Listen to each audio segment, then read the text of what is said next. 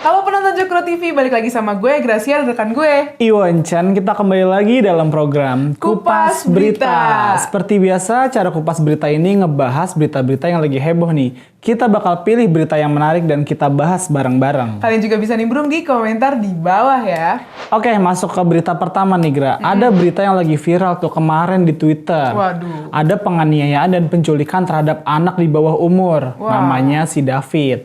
Si korban ini dikabarin sampai koma setelah dipukulin sama orang yang berinisial MDS atau si pelaku. MDS ini tuh anak seorang pejabat eselon 2 dari Kementerian Keuangan. Nah, Kapolres Metro Jakarta Selatan, Kombes Pol Ade Arisyam Indradi membenarkan adanya kasus ini. Pelakunya juga udah diamanin di Polsek Pesanggerahan, udah jadi tersangka juga tuh. Bentar, Gitu. anak di bawah umur dianiaya. Lah kok bisa? Emangnya kronologinya gimana? Kok bisa begitu? Jadi ini si pelaku punya pacar. Nah, pacarnya ini mantannya si David. Nah, Awalnya nih si David main tuh ke rumah temennya pas tanggal 20 kemarin tuh. Terus pacarnya nge-WA ngehubungin Mantan si pacarnya David, tadi. mantan pacarnya David nge-WA. Dia ngehubungin nanyain lokasinya ada di mana. Terus di-Sherlock lah sama si David ini. Alasannya pengen ngembaliin kartu pelajar gitu. Terus si David ngasih lah lokasinya di mana. Terus didatengin deh sama satu mobil Jeep Rubicon warna hitam dengan plat nomor palsu tuh. berarti yang datang bukan ceweknya. Bukan, jadi kayak yang gue baca tuh ya pacarnya yang sekarang ceweknya itu gitu. Terus dibawalah ke gang sepi tuh di situ. Terus Aduh. akhirnya si korban dipukulin sama si pelaku ini sampai terkapar gitu. Tuh, gue baca tuh, koma kan dia. Bener. Nah si David ini tuh ngalamin luka serius di area kepala nih. Jadi dia ditonjoknya di kepala tuh, terus dilariin ke rumah sakit Medika. Nah abis itu nih pihak orang tuanya langsung laporin kasus ini ke Polsek Pesanggerahan. Iya benar. Apalagi di Twitter tuh rame di akun Twitternya Lentera Bangsa itu dia nge-tweet. Jeng jeng, pelaku merupakan anak dari Rafael Alun Trisambodo, Kepala Bagian Umum Kanwil DJP Jaksel. Waduh. Anaknya ini ada mobil Rubicon, ada motor Harley juga. Waduh. Wah, pejabat pajak yang kaya banyak ya gitu. Bisa kaya banget ya. Iya makanya. Nah walaupun suka pamer-pamer harta kayak gini, percuma juga gitu loh. Mau dipamerin hartanya, mau ditutupin hartanya, tapi anaknya malah pakai hartanya semena-mena. Kan kelihatan jadinya. Iya kan, gue juga baca tuh. Ada yang bilang nih, bapaknya pejabat eselon 2 kantor pajak. Anaknya malah pamer motor sama mobil mewah. Iya. Bapaknya berusaha ngumpet dari sorotan media. Anaknya malah pamer media, ya ngasih kabar kalau bapaknya kaya. Ya gimana ya kadang-kadang. Sebenarnya ya mau bapaknya siapa kayak harusnya ya nggak boleh seenaknya Bener sih, nganiaya bener. orang kayak gitu kan. Kadang-kadang suka gitu sih bocil-bocil ini. Mentang-mentang anak siapa jadi ngerasa tinggi. Kan sombong sampai meninggoy. Bener, ente kadang-kadang ente. Iya kadang-kadang gitu loh. Kayak bapak juga lagi ketar-ketir juga nih Gra. Soalnya kan mau dipanggil KPK juga kan. Iya. Udah rame banget soalnya di media sosial kemarin gitu. Kayak kekayaannya segitu banyak dari mana coba asalnya. Iya. Ya nggak? Apalagi Bu Sri Mulyani juga sampai speak up juga tuh masalah kasus ini Gra. Makanya nih jangan main-main kan jadi kebongkar semuanya tuh. Benar. Aduh. Makanya gue berdoa juga lah buat sama teman-teman juga buat kesembuhan si David biar cepet sembuh lah. Soalnya kabarnya setelah H+1-nya dia habis dipukulin, ternyata dia masih belum siuman, Gra. Gitu. Nah, kalaupun udah siuman nanti takutnya traumatik atau Iya gimana sih. kan? Gimana? Ya intinya kita doain kesembuhan yang cepat sembuh lah buat si David ini gitu. Iya. Kami bersamamu David. Iya. Oke. Oke kita masuk ke berita selanjutnya nih Bang. Rame tuh Bang kemarin di sosmed. Apa tuh? Ya itu content creator biasa pasangan Mbak Imong sama Paula jadi sorotan publik lagi. Iya. Ya apalagi kalau soal kontennya, yang namanya juga content creator kan. Prank lagi nih. Iya, mereka tuh ngebuat konten prank. Nah, sekarang targetnya itu anaknya sendiri nih si Kiano. Kenapa Tiger Mom. emang? Nah, ide dari pranknya ini tuh ya situasinya tuh gini, Kiano lagi di mall, terus ditinggalin sama keluarga-keluarganya. Oh Gitu. gitu. Gue juga pernah kayak gitu soalnya. Terus Tapi gue gimana? gak ditinggalin. Iya, Ben. Gue yang ninggalin orang tua gue. Terus gue nangis. Kalau itu beda lagi ceritanya. Nah, awalnya nih Bang, si Paula ini ngasih tahu anaknya buat pergi ke toilet, tapi dia malah masuk ke restoran gitu ngumpet biar nggak kelihatan sama anaknya. Oh, Ya sebenarnya iya. ya walaupun udah diawasin sama tim-timnya, cuma kan ya takutnya kejadian kayak gini ya nanti bakalan kejadian yang enggak kan. Takutnya ntar tiba-tiba disamber orang atau gimana kan nggak tahu. Itu sempat heboh juga ya, sempat viral juga tuh ya. Karena soalnya banyak juga yang ngecam kalau si Paula ini ngelakuin hal kayak gitu nggak mikirin anak lah gitu loh. Gue ngelihatnya sedih lah kayak gini.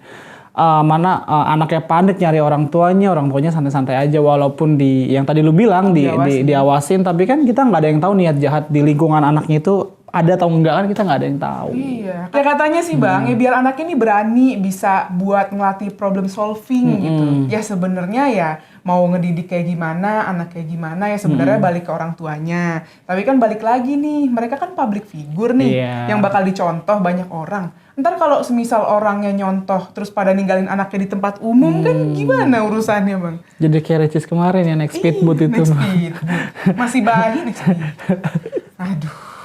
Ya susah juga lah nantinya gitu. Kasihan juga security-nya harus kerja 2 kali gitu teman-teman. Kerjaannya harusnya jagain orang nih, jadi anak orang.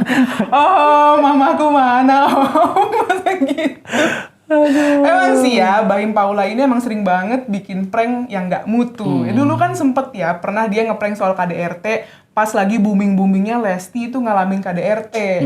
Ya itu kan namanya nggak peka ya. Masa KDRT dibuat mainan? Iya sih. Iya emang banyak konten kreator yang asal bikin konten aja. Yang penting viral gitu. Ujung-ujungnya ya nggak mendidik dan nggak baik juga buat diikutin sama konten kreator lainnya gitu loh. Iya, asal dapat AdSense saja. Bener. Ini kan bahaya banget teman-teman. Medsos malah jadi ajang contoh buruk nantinya. Padahal orang tua nya udah nyekolahin anaknya capek-capek, ini malah orang tuanya yang nggak sekolah. Gimana? Ya semoga aja pemerintah juga ya membuat pembatasan ya, ngebatasin gitu dengan tegas ya. Seorang tokoh publik itu ya nggak bisa berbuat seenaknya lah. Kayak gitu. Ya karena kan mereka ini kan sangat berpengaruh ya, influencer menginfluence orang banyak gitu. Ya nggak bisa dong, alasannya kebebasan berekspresi. Ya minimal ada imbauan lah gitu.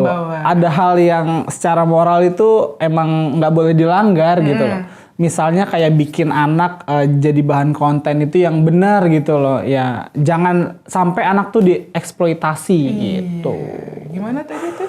Satu channel, satu AdSense. Satu anak, satu AdSense lagi, waduh. Nutupin biaya lahiran, nutupin pendidikan.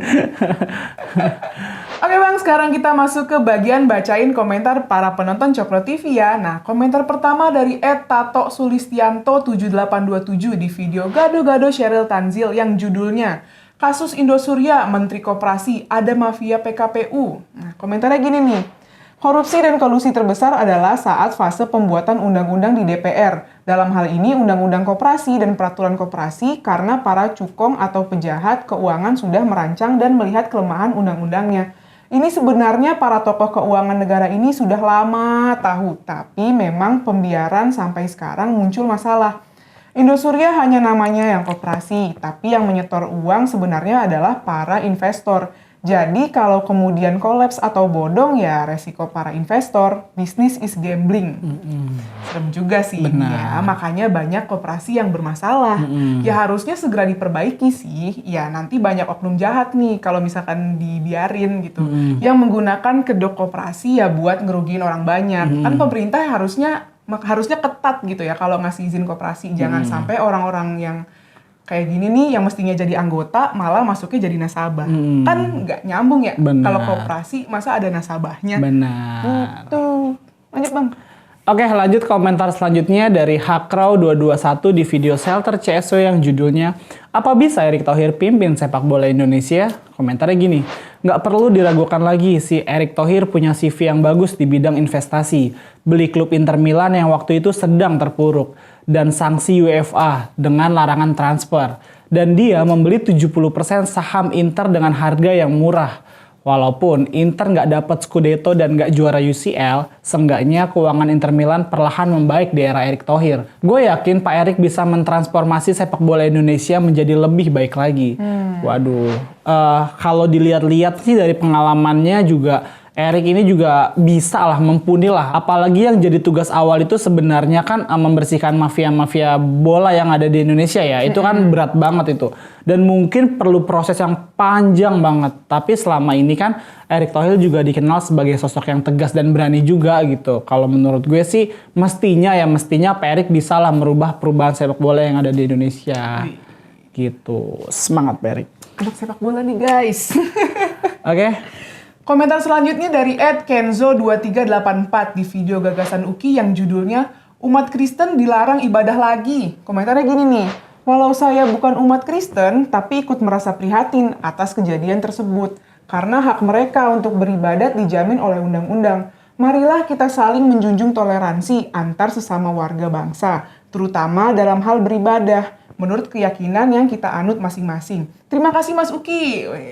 Emang ngeselin sih ya. Selalu aja gitu ada orang yang ngerasa dia lebih superior dari orang lain. Nggak bener nih. Negara kan udah ngejamin kebebasan beribadah. Ya nggak boleh dong ada sekelompok orang yang lebih besar dari konstitusi. Hukum harus ditegakkan. Kalau ada peraturan turunan yang bertentangan dengan UUD 45 ya harus diganti. Kalau nggak jadi kayak gini, mayoritas ngerasa bisa ngatur kelompok lain. Nggak pernah ngerasain jadi minoritas. Dari kemarin tuh udah diomongin.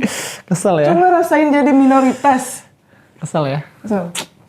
Udah. Oke. Lanjut.